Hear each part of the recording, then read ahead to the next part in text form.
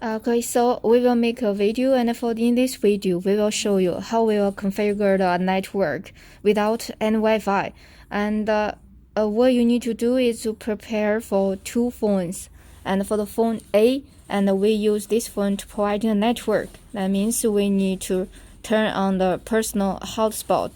And this is a phone B. For this phone B, we need to connect to the hotspot of phone A. You see, we have connected here. And then we will go to the, let's say, ZONEWIN mobile printing, and this is the app. And for this app, I'll show you. You can turn on this app. We will show this is the main interface. And for this step, one thing is very important, and for this cable interface, no need for the cable interface right now, and just leave it here. We will use it later. And so now we will use the phone B. We'll see this is the ZONEWIN mobile printing device. We try the network configuration, and we find the corresponding printer, and this is one.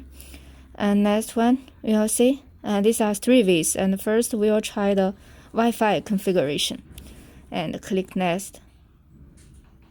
Click next, and we try to enter the password, and then we configure your network. And let's wait for a second.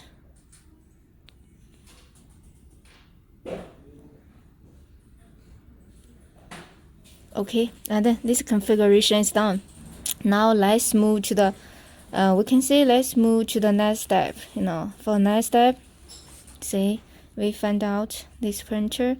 And for this one, we need to connect this cable device.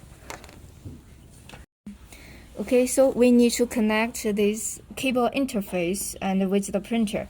And then we move on to our app. You see, we can choose the third one. It's called LAN configuration. And we click next. And here is D and S. D means dynamic, S means static. And here we strongly advise you to use this S, because the IP address will not be changed. So here we need to enter the IP address and the gateway. Yeah, so for here, the first line is IP address, and this is third one is the gateway. And do remember this IP address is very important, because it will be used later for network printing configuration. So let's try to connect it. Okay, then configuration is done successfully. Then let's move to your PC. And for your PC, you need to download your driver first, and your driver will be in the CD. In your package, in the CD, we have the driver, and also we have the manual instruction. And for the manual instruction, and we can say 2.5 is driver installation printing. And we can say very clearly, and this is the IP address.